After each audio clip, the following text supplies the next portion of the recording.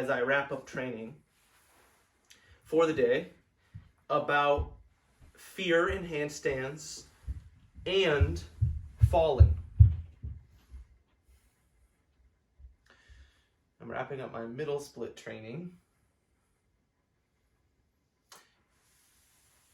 A lot of people face fear in the handstand learning process to some degree because of the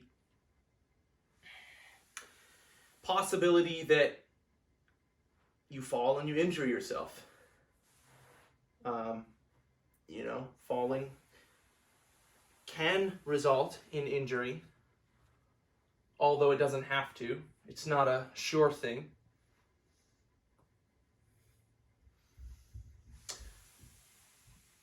And especially as people age, the risk of injury gets higher. And it's worth noting as well that many people have at some point in their lives experienced some sort of traumatic injury. Not necessarily related to handstands or falling, but have gone through the process of being hurt, experiencing how it changed life, and healing from that, getting back to a place of comfort and confidence, whether it be the same or not, but then really avoiding at any cost any situation that might take them down that same path. And I don't blame anybody for that. I am the same way to some degree. I broke my right wrist a year ago, skiing, not handstand related. I went through a whole process of not accepting the injury and then acknowledging and learning more about the injury, taking an extended rest, time off from handstands, completely believing that I would lose all of my progress to okay, and actually coming out of the other side feeling like I was much more confident in the skills that I had been working on because I didn't lose them. They didn't go anywhere. Wasn't as sharp when I got back, but I didn't lose them at all. And my body very much needed the rest. I needed the time to clarify who I was, so it was very valuable for me. But that's a different discussion. Falling is scary, but it's also part of the process, and it's something that we must accept as part of the process if we want to truly learn handstands and develop a 100% consistency, but also just confidence and freedom. I say freedom a lot in handstands because it's not freedom if you can hit 1 out of 10 kick-ups or even 5 out of 10 kick-ups. I think it's freedom when you can hit 8, 9, or 10 out of 10 kick-ups. Really, I want you hitting 10 out of 10. Kick-ups are just the beginning, obviously. You hit them. What I mean by hit is that you stick them, you land in the point of balance or your zone of control so that you can control a handstand to the extent that you can balance for some period of time. Hitting the kick-up is one thing, and then actually balancing actively is another thing. And how long you can maintain that active balance before it gets too much to control and you fall down is it's all you. It's all up to you. Now, falling is part of the process. We can't get away from that. We can't change that. And actually, a quick note on falling. I was not coached by a professional, but I have read and spoken with people who have been, read about and spoken with. And so one of the things that occurs when you have a spotter all of the time is that you don't learn how to fall. So I've often heard of people who have high level skills but don't know how to fall properly. And so usually they get to a point of technique and skill execution that's very elite or near elite. And then they go through some sort of weird injury phase where all of the sudden they get injured like 3, 4, or 5 times in a row. And it takes that to learn through their own trial and error that when they had a spotter, they didn't learn how to fall. And falling is just one example. When they had a spotter, they didn't have the intensity of, they didn't have the necessity to either control the situation 100%, or their sort of corrections in practice were made almost gentler and less intense and more precise, deceivingly precise because of the spotter. And then you get out of that and you're like really confident, and boom, you get injured, and boom, you get injured, and boom, you get injured because your spotter isn't there to gently guide you and set you in the right position. Okay, so I've set up the context of discussion here. Now, I want to bring this back to a beginner mindset, because that's who I'm speaking to. I am speaking to the beginner. I am speaking to the person who is trying or is interested in learning a handstand, but is scared to some degree and has hit a plateau. Done with metal spoons. Has hit a plateau. A plateau that might be, they get to the kick up, they nail 5, 6, or 7 kick-ups in a row, and they can really only seem to get 2 to 3 seconds in a handstand. What really ends up seeming over time like it's just a slow, controlled fall. I'm very familiar with this. Learning one arms is similar to some degree. So a slow and controlled fall can be like so frustrating because it persists and persists, and it does not seem to get better except for random momentary like balance luck. So we don't want to be lucky. We want to be consistent, and we want to be reliable. But kicking up and kicking up and kicking up and kicking up, even though your program says 10, 20, or 30 kick-ups, with the expectations of balancing, may not seem inappropriate over 1, 2, or 3 days, or even a week. But if you do that for a month or 2 months, and you don't really see much progress, average people are going to be wondering what the hell's going on. And so here's where I dropped the bomb. It's you. It's you. You are sabotaging yourself.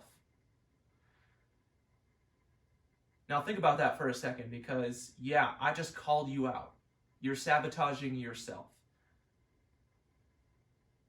Mentally, you are expecting a result,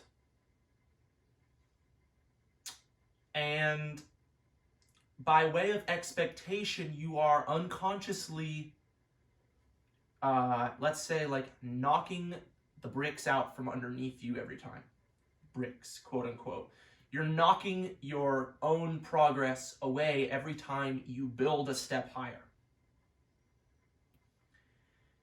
And the end result is that you have nothing to actually rely on, because you haven't, you've been close-minded. You've been expecting a result that isn't coming, because the more you expect it, the more anxiety builds, the more tension, the more you fail, the more you want the result, and the more you fail. And it's really a negative feedback loop that you get into. So I've been there. I completely understand why it is so easy to get into this state of mind and this place in your practice that feels deceivingly good at first, but will lead you down a road of just no results and no satisfaction.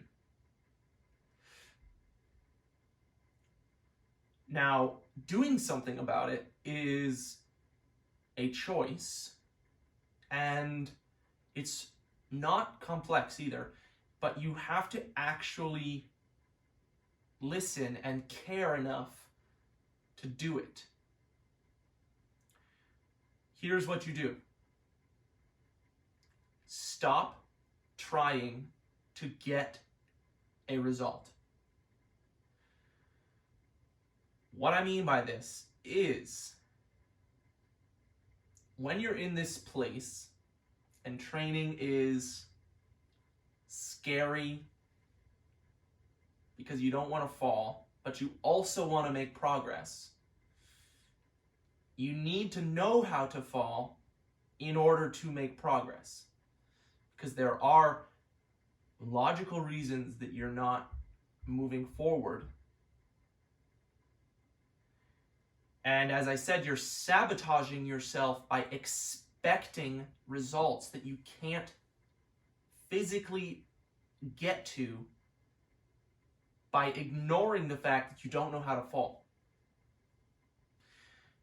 And falling is one key to understanding balance. I've said this many times, balance is not something you find, it is something you create. And in order to create it, you must know its boundaries. You must know what is not enough and what is too far. In all senses of in all versions of the space, left, right, and everywhere, right? You have to understand the space that is the zone you have control over. You have to be very familiar with it. So,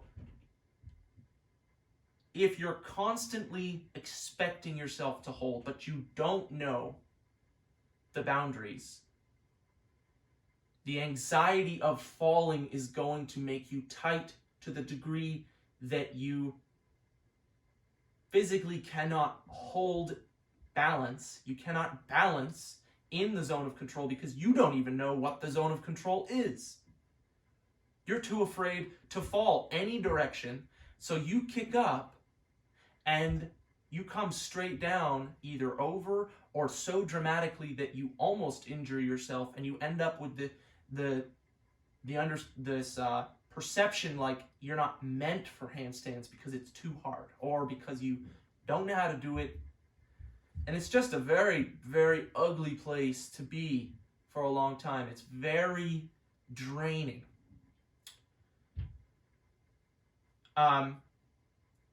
Getting back to the point, though, falling has the use, in this case, of helping you understand what your zone of control looks like. So, in other words, you must fall. You must learn how to fall like a skilled, beautiful, elegant fall. And by doing that, by falling, you're also letting go of the expectation that you should balance. See where I'm going with this? You need to focus on falling. Take a step back. You need to actually focus on sticking it without the expectation of holding. So I'm kicking up, sticking it, don't even worry about holding. And the point is to fall like a skilled cat, right? You're going to fall elegantly with control. You're going up, sticking it, whoop, and down to the side. Up, sticking it, back the way you came from, up, sticking it, twist down to the other side. And you need to be able to fall with skill in any circumstance. And once you can do that, the result is you are so familiar with your zone of control because you've gotten so good at falling that you now understand what is too far, what is not far enough. And guess what, guys? Now you have control. Now you have control. But control is not literally physically, I have the buttons that control my handstand. Control is like, I have complete 100% mental confidence that I understand what is too far and what I'm going to do when I go too far. But I also know what too far is, so I can try to balance between too far and too little. And this is it. This is like the architecture of confident, consistent handstand freedom. Learning to fall is the art. And in a way, all handstands are a fall because you're just delaying the fall. That's it. Balance is delaying the fall. It's another way of looking at it. And you're going to come down at some point, and coming down right to your feet is another way of falling, another skilled version of the fall. So you need to know how to fall. You need to know how to fall with such elegance and confidence that it looks like its own art form. And I promise you, when you can learn to fall as good as you say you want to learn to hand balance, the result will be that you can hand balance. So let me know your thoughts. Check out the other stuff on the channel here, and we'll be sharing more videos like this in the future.